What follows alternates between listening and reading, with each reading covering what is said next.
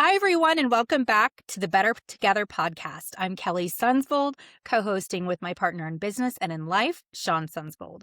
Today's guest is David Lusk, managing partner of Evergreen Sales Group and a sales development expert with over 30 years of experience. After a post-COVID corporate shakeup, David didn't just pivot, he built something new. In 2021, he launched Evergreen to provide small and mid-sized businesses with sales leadership without the cost of a full-time hire. His fractional model helps companies scale, improve sales conversations, and grow with less friction. David is also a strong advocate for aligning sales and marketing, knowing real growth happens when they both work together. His story is one of reinvention, resilience, and building smarter from the ground up. So thank you, David, for being here.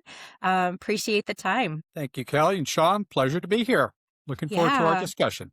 For sure. I really enjoyed our intro call that we had together. So let's start from the beginning. When you launched Evergreen Sales Group in 2021, it was after a corporate reorganization, which feels very familiar, probably to a lot of our listeners. It feels very familiar to us as well, as we've talked about. What was going through your mind at the time, and what gave you the push to start something on your own? That's a great question. So I'd been in the corporate space for about 15 years, but I started life as an entrepreneur, did my first startup right out of college.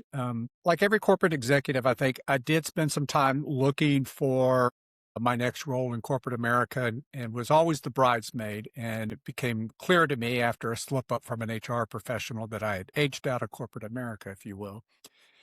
Which was fine, but I really wanted to bring all of this experience and all of this knowledge that I felt like I had and offer that out into the business community, but at a price point that they can afford. If you've ever done corporate training, it tends to be quite expensive. Like sales training, for example, is going to cost you $5,000 a head. And it's good. I've seen the results of that, but I find that a lot of small business owners in mid-sized businesses really struggle with the budget in that space. So I thought, well, as an individual, if I'm not carrying all this overhead, and I've got this encyclopedic knowledge of stuff going back 25 years, maybe they could use it. They could rent it from me. Yeah. It's interesting, like when you leave corporate America, right? And you've got all this experience, it shapes you as a person, right? Because you've been through what corporate teaches you, and then you step back and you realize there are things I want to do differently in my business, right? So how did those past experiences shape the way you approach fractional leadership and how you built your business? Well, one, I just wanted to be kind of candid and honest with people and not spend too much time posturing. You have to, obviously, as a business, you have to position your offering into a marketplace solution, but there's some unknown, not secrets, but unknown concepts, if you will, within my specialty that the customer is just better off knowing. I think at the end of the day, it may not get you the sale, but it definitely just kind of lays the groundwork for, trust. Okay. And so, one of the things that was the trust side of it that you build with the client. Was there anything else along the way that kind of you brought along with you or wanted to change from your previous experience? Just really investing in my customers and wanting them to succeed. It's been my orientation, even though I was in corporate for a bit, but really taking ownership and responsibility for their outcomes and their outputs, which you don't always get to do inside an organization. You're typically, building a project and moving on. I also like kind of the personal connection that you get because you're close to somebody's source of life, if you will, feeding their families.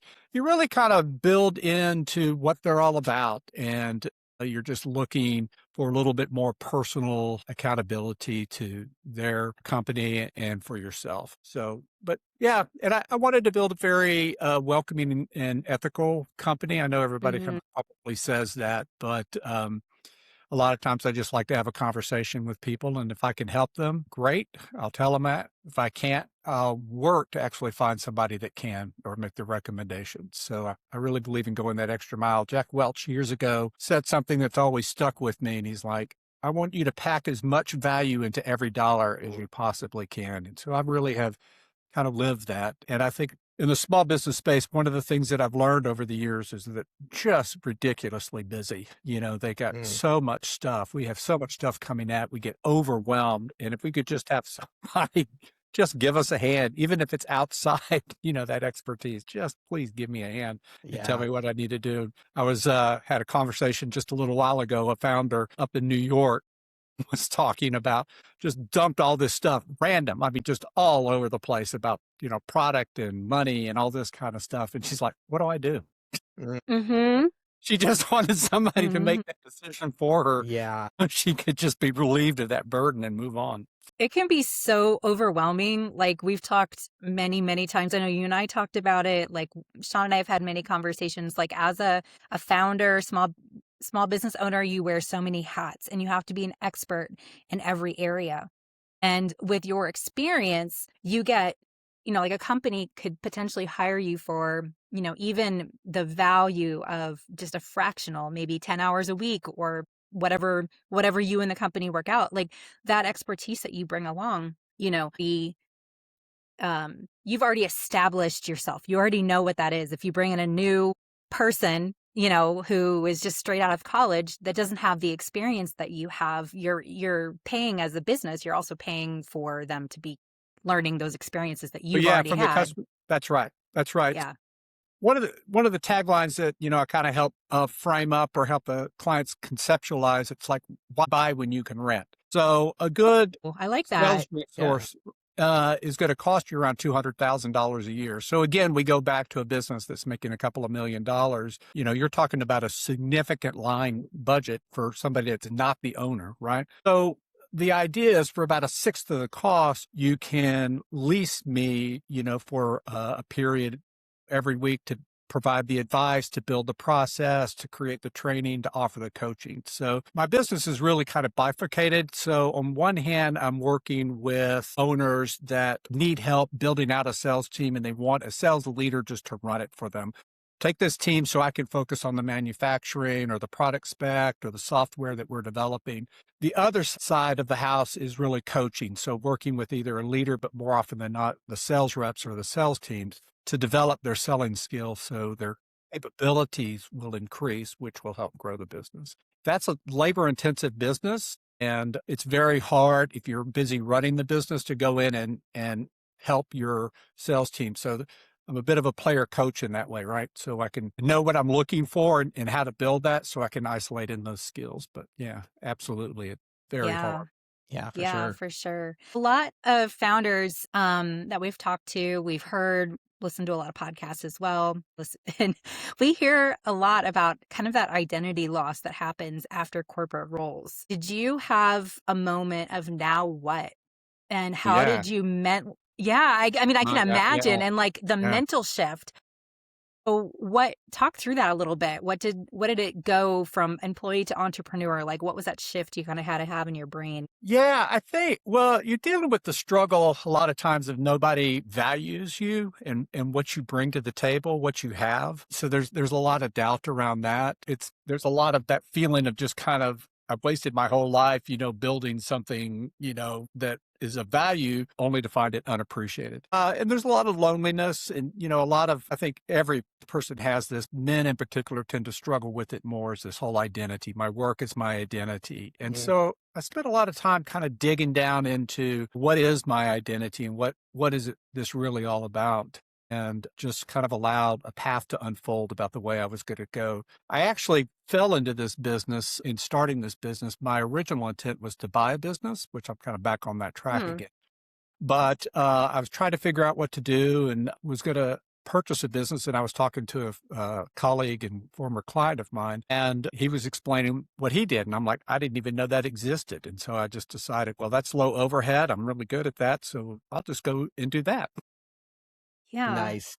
Yeah, it's a big mind shift as well as an entrepreneur.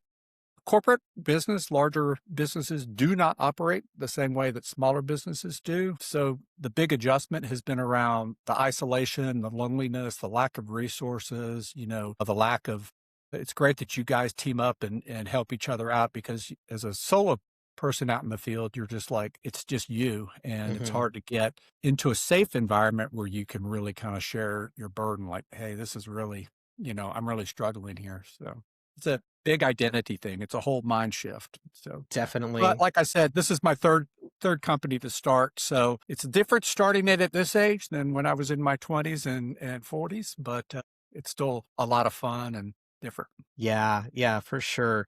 So let's talk about that a little bit because, you mentioned you're not necessarily the spring chicken, right? And you said this isn't your first business, right? So what lessons from earlier businesses that you've done did you bring along to starting this business that helped you maybe make it happen a little faster than it would have before? Well, I've always had the philosophy of just take care of your customers and just really just focus on taking care of your customers and to build it. And I think that's a pretty common theme, through most people. In terms of getting ramped up faster, I think I just kind of knew and was ready for some of the adjustments that might have thrown me off had I not been in this space before. You don't get to go into an office. It's all completely dependent upon you to get out of bed, get off your keister and get to work. And, you can't avoid it. You're your own boss. You're also, your boss is really wicked, and demands a lot from you. So you're just constantly writing yourself and arguing with yourself. But I think understanding that the work just has to get done no matter what, because if it's meant to be, it's up to me kind of thing. Yep. And a lot of people help, or will offer to help, but they don't really deliver on, on what they say they are, particularly family. Goodness. I'm just putting that out there for your audience, Yes. present Yeah. company excluded. Yeah. I mean, I often joke, when we first started this business, it was all me until year 3, until Shawn started. And I always joke, I'm like, you're my best hire, So I've been marketing in my profession. Shawn's been primarily sales and operations. So we kind of have both ends of this sales and marketing kind of, I don't know, banter, there's this whole, there's this I'm whole very familiar. sales My and wife marketing. is in marketing. Yes. Okay. So So another we couple always that have does this that. conversation, which is Yeah. more important. Exactly. And what we find too is that there's a misalignment a lot with companies, especially in the small, medium business side of things, where marketing, people think it means sales. And then sales, when they think about sales, they're actually talking about marketing. There's an educational piece that we have to do to really kind of protect our business, but also align the client to make sure they're getting what they're expecting as well. What's a misconception that you see kind of like out in your field, and how do you coach clients through it? I would really love to learn. Yeah, so I actually had a robust discussion with a person on Facebook around this whole thing and talking about AI and the interjection. And I said, look, sales and marketing for me, and the way I understand it, it's not two separate functions. It's a continuum. Mm-hmm. It's an emphasis, however, on different aspects. So where you might see marketing as more of a mass or general, and the sales is more individualistic, making the connection with the individual buyer. That's the reason the KPIs are different. And that's the reason why the function is oftentimes separated, because each has its own gifts and talents that are required to create a good flow. So I am very, very good at sales. I am very, very weak in marketing. And so I would like to outsource a lot of that kind of work because it's just there's a specialty around creating tight messaging and understanding the marketplace, understanding where your customers are kind of hanging out, understanding how advertising is supposed to create a connection point, with the business and all of this kind of stuff. I know as a salesperson, I'm like, just, hey, put me in front of a client and I'll sell them. But marketing's done a lot of hard work, to bring that person in. And a salesperson is doing a lot of work to build relationships out there in the marketplace. So my wife and I have this conversation all the time. She's got this great big marketing brain, does big marketing work. And I'm like, but you got a sales problem, And she's like, no, we don't. We have a marketing problem. And I'm like, no, you really just have a sales problem. You need to fire your salespeople and get new ones in there. And she's like, yeah. It's kind of like there's a subtle handoff that happens there, almost like maybe marketing will start the conversation, kind of get them a little bit warmed up, and then a handoff to sales, and that's where the close happened. It really, like, it's a passing of baton that they really complement each other really well if you have a good team that's working together and a business that understands the different functions of each department. Yeah. But yeah, it's a good pass. Well, I'm not going to let you. So the conversation piece and all of that, your salespeople need to be able to have that kind of conversation. So actually, it's the whole Bud Light commercial, which is more valuable, the offense or the defense, which is smarter. So I typically say it's the salesperson because they've got to kind of pick up that general reserved, difficult customer. I don't really, they want something, but you got to figure out what it is. You've got to do it so you don't tick them off, and all of that.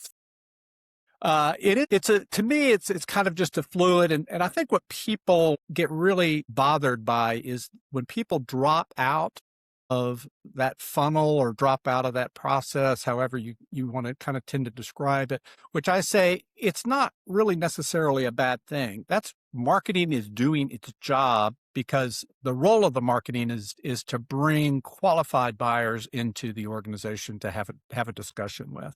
The job of that salesperson is to take all the capabilities of that business and align them perfectly to the outcome that the customer is looking for. So you're having to do a lot of mental gymnastics and identify and nuance and romance the stone a little bit to get it lined up so the customer can understand what you can do for them. But to me, it's all just one process, right?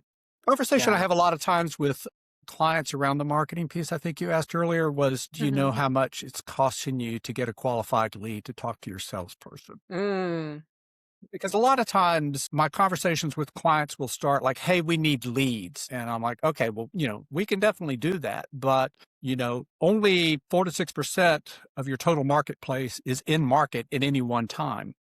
So, and you've got 10 competitors that are all looking for them. So we want to have conversations with those people, not the other 95% that are out there just, they need you, but just not yet. So I think people miss that idea a little bit. They think, they need to get people in and talking to salespeople, and salespeople get frustrated because they're just talking to people that aren't ready. They don't have the money. I'm just doing investigation for my boss, blah, blah, blah. We're thinking about this. I'm putting it, and it becomes frustrating for sales, and they blame marketing for, not bringing it in. Marketing a lot of times is they're spending the money, but they don't actually know, nor does the chief revenue officer actually know how much that is costing per qualified lead. Yeah. All that data is super important, whether it's lead acquisition cost, whether you know what the actual customer acquisition cost. Because to go from a lead to a customer, there's some extra steps in there and extra time that's necessary, right? And in the small business world, it's very often that the business owner, right, or founder is the one wearing the marketing hat. They're also wearing the sales hat. They're wearing the finance hat. They're wearing the sales manager hat, right? They're wearing all these different hats, right? They're having to learn how to manage themselves and manage their processes.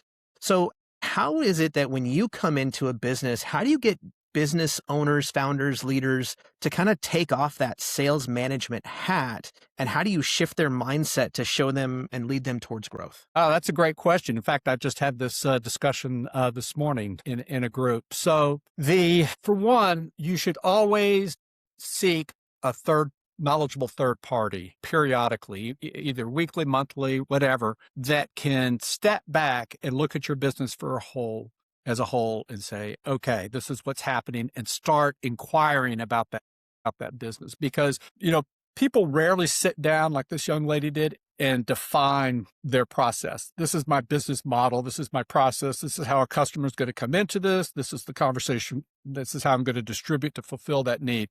So business owners typically don't get to work on their business. They're working in the business all of the time. And so they're missing these things. So systems, processes, technology stacks get very crowded because they're quick band-aiding solutions. And the next thing you know, 14 months down the road, you've got this cluster of stuff that doesn't really make sense. So some of the questions that I like to ask is, what are you really good at? What is your value contribution to the business? What is your plan for growing the business? I hate to use the word scale all the time, but that's, how are you going to grow this business? Because if it's completely dependent upon you, you're going to max out real quick, which is what Yeah. this lady had done, So you need to start thinking about how do you decompress or lighten the load of your own stuff and delegate, which is the big issue that business owners have because they're making that personal commitment to you that I'm going to fulfill your need and they can't trust other people. They've been burned before, and this is just a fact of life. Not everybody is good at everything. Not Yeah. everybody's you. Getting them to kind of step back and inquire into what's going on inside them, what's in your heart right now. You're just working yourself to death. Is this really what you signed up for? Getting them to think about the business and the lifestyle that they want, because that's a lot of times why, owners are in this thing because they enjoy what they do, but also, they want to have a certain lifestyle. Yeah, for sure. I'm curious, you kind of mentioned talking to, obviously this is what you do for a living. You talk to a lot of different people. Besides the delegation aspect of it, what are some of the other big sales mistakes that you see small businesses making today and how can they fix them? God, there's a couple of them that come to mind. So one is, as you build out your business, you will typically make a couple of mistakes. One, you'll take your best producer and make them your sales manager. So let's say you got like 3 or 4 salespeople. You take your best producer and you say, okay, I want you to teach everybody else on the team how to do it. Well, that's stupid because, management is a completely different skill set than sales producers. Every outstanding salesperson that I've worked out, I mean, the guy that goes in there and blows it 150 out is rarely a good manager. In fact, they're actually pretty pathetic because it's like, just do what I do, or I don't know what I do. I just go and do it, Right. and you can't duplicate, which is why the systems that we teach are behavioral based for that exact reason. If you do these behaviors, these are the outcomes you're going to get. The other thing they do with salespeople, besides taking that, they'll hire an outstanding producer. So say you've got 3 salespeople and they're all kind of, doing okay. You're trying to get to the next level. So as an owner, you say, I'm going to go out and I'm going to hire Shawn because Shawn is going to kick A on this thing and he's going to get me to the next level. So Shawn comes in. He does that. He does exactly that. He goes out and sells $1 million worth of stuff. Not only does he clog up your operations because you haven't really worked your process out very well, but Shawn has created this tremendous amount of top heaviness that is, you're now dependent on Shawn, to fulfill this. So if Shawn goes away, your business is going to crash because you're going to go from, a $2.5 million organization down to, 1.2, and you've built out resources and stuff to handle that. So you're too dependent on a single contributor. Yeah, for sure. And I love that you mentioned the idea of like, take your top producer and make them a manager, right? Like, and you mentioned it, the skill set is completely different, right? Totally. Like usually salespeople, for lack of a better word, sometimes we like to kill what we eat, right? Like we're very excited about the fact that we closed a deal, we get the money, we get to go do something. Yeah, right? That's right. A sales manager has to look at things completely differently, right? They have to look at, how do I cultivate a team culture? Yep. How do I improve everybody across the board, not just my top performer? How do I take what my top performer is doing and the way that they're saying something? How do I then disseminate that to my team? Yep. Right? To help them be able to learn and do some of the same behaviors, that's not native or, that may not be native to them, right? There's so many more things that they have to think about. Yeah. And they've got to be incredibly patient because if you've ever managed salespeople, it's literally herding cats or it's a kindergarten class. Yes. You just wouldn't believe the kind of issues that come in, in these private conversations. You get into, the divorces and the kid can't get into school, and you're just like, as a sales producer, you're like, I don't have time for this. This is draining my energy. I just want to go out. We need to go be talking to customers, but as a manager, you're listening to that and you're incorporating that because your objective is to lift the tide for the whole team, and so if this is an inhibitor to you producing, then I'm going to help you because I know if you're engaged in what we're doing, if you're engaged with the team, you're going to produce more. Yeah. One of the things that there's a lot of people that go back and forth, right? On when you're a small business, when is the right time to hire a sales manager, and go from having just the senior leader, the owner, founder of the company managing your sales team or managing the sales team, right, to hiring somebody to then manage the sales team and give the owner that chance to take that sales management hat off and focus more on the business? Is there a magic number of where it makes sense with the number of sales representatives you have? Yeah, of course there is. Typically, it kind of depends. So a rule of thumb or a guideline, if you're an owner producer, I say when you're starting to produce about 70 to 80% of the total revenue of the organization. So you might have some other people that are out consultants or salespeople, but you're the primary producer. When you hit that level, now you want to think about bringing in somebody to help you build that out so that you can be free. Typically, if you've got probably more than 3 salespeople, so you're a manager that's producing and you've got 3 additional resources out there, it might be time for you to start thinking about and this is where the fractional model comes in, obviously, getting somebody part-time that's specialized that can help each one of those individual salespeople grows, because what you're paying for is the leadership quotient of that, and that understands how to do that and build more complex organizations. You're not just kind of winging it all the time. So as an owner, you can still go out and sell, but that leader can kind of build the capabilities up of that team, which will replace the income that you've been bringing in. It'll lighten your load. So I usually say around 3 to 5, depending on how you're set, because a lot of eat what you kill models, like in consulting, that becomes very self-evident very quickly, because you'll have these, big spikes. You'll sell a big deal, deliver it over 3-4 months, and be chopped up, eat up that way. So that's typically what I point to. And just kind of think about, again, what are you really good at? I had a client, he was actually good at selling. He just didn't like it. He was a whiz at technology. He was a systems implementation guy, and that's really where he added value. So he really needed a salesperson. I had an advertising agent, a client a while back, and we just built that. It was just him, and he had some people producing content, but we just built a sales team for him, a commission-only sales team. So, just kind of depends on your business model and what you're good at. Some people love to sell, the E-Myth, right? They go out and they're just they're great at this, and they just... Yeah, it's, finding your lane that brings you both joy, allows you to provide for your family, yourself, whatever your situation can be. It's like the optimal thing if you can do what you love and make money at it.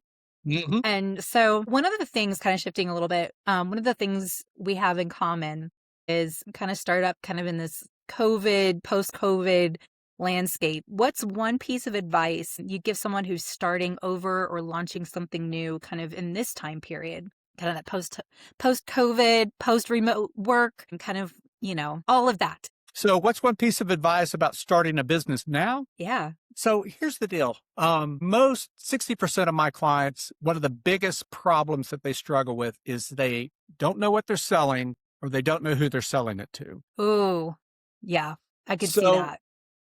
I'll take, one of my technology guys, great product, great service. He was selling features. What he needed to be selling was an outcome of business productivity and profit and that sort of thing. So he was mispositioning his message out in the marketplace. So he was trying to talk about, we do all of this kind of stuff. The who you sell to, and this is kind of interesting. So it's this whole marketing notion, the ICP, and all these beautiful 3-letter acronyms that describe the same thing, which is who wants to buy your stuff.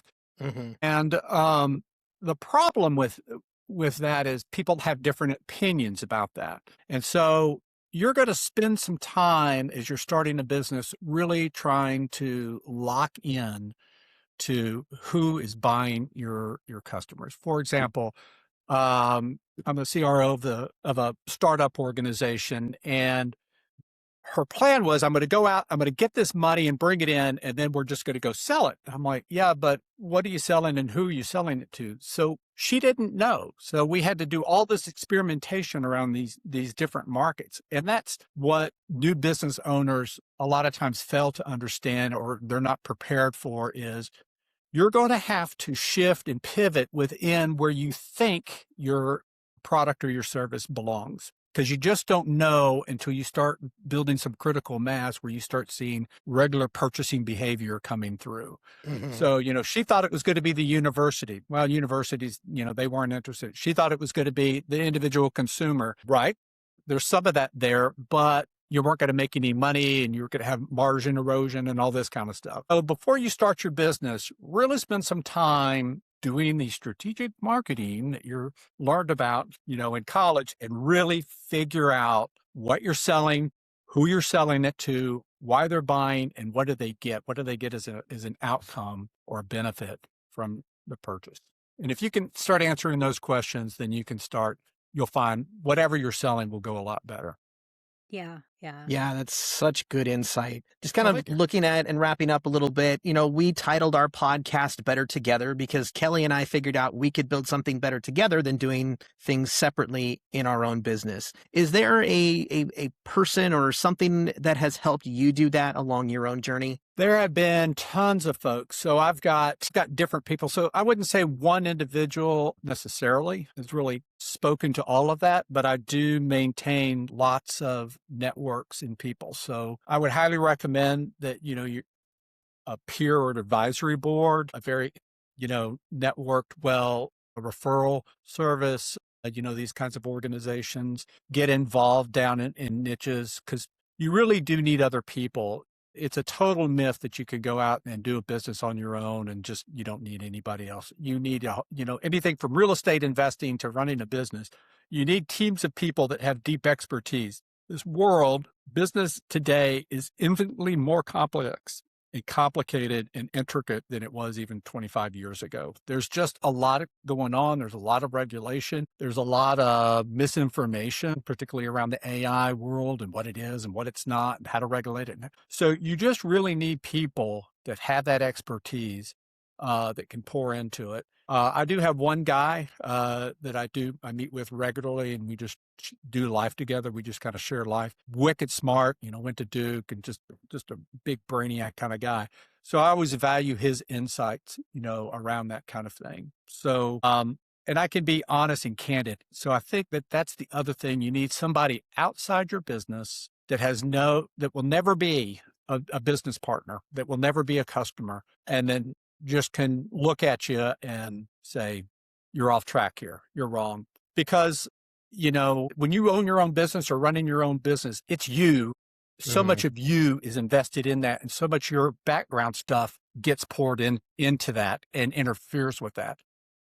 Yeah. I think that self-awareness piece is so huge, right? Yeah, totally. And I think you mentioned it best there, your ability to be honest with somebody else besides yourself, because we as the business owners, right, we're emotionally invested in what we're doing. Totally. And so we can get really blinded really quickly on whatever's happening and just think it'll be fine, right? Yeah. But the reality of it is that we need that person to pull us aside and go, hey, David, hey, Shawn, hey, Kelly, this is not good, right? We need that as business leaders. So thank you. And I love that idea of just having those people around you that can really be honest with you and know that your friendship, relationship, whatever will survive beyond it. Yeah. In two of my businesses, I've built a board and charged them specifically, and I treat them to dinner or whatever, but their objective was to pour into in a very critical, candid way about the business and why we made certain decisions. And so out of that has come a lot of insight and knowledge. Sometimes the board will tell you, you can take that money, just realize that that's not the kind of money that you need to be taking. In other words, do that business. It's unprofitable. You're going to lose money, but it'll keep you afloat for 6 months or 3 months or something until you can get a more lucrative contract or something. So yeah, people helping people, man. Yeah, for sure. We're all about that too. So how can people find you and Evergreen, your company? What's the best way? We work on a referral basis only. I know, right? Very exclusive to those people who need sales. Yes. No, website is always good. So it's evergreensales.group. The name of the company is Evergreen Sales Group. So it's evergreensales.group, or love it. they can email. I love It's custom. Very good. Evergreen sales.group. Love it. We always got to try new things. Or just Yes. email me, frankly. It's Dr. Lusk at evergreensales.group. So DrLusk. Nice. Or call. Nice. I'm easy enough to find. LinkedIn, if you want to find out more about what we want to do, it's easy. Yeah. Love to have Yeah. conversations. I give a lot of free consulting away, much to my wife's chagrin. So it's okay. You can call me. Yeah. It's relationship building, I feel. There's, Well, I just love helping people, really, is kind of, I know you do. I know you do. I was like, kind of what it's all you can about. just really tell. But thank you so much for being on this podcast. And if you're listening and you're having trouble with your sales process, reach out to David. Absolutely. He clearly knows what he's doing and has the backing and the resume to kind of prove that. So, thank you so much, David. Thank you, guys. And thank you for having your podcast. I appreciate it. It's good to have a positive voice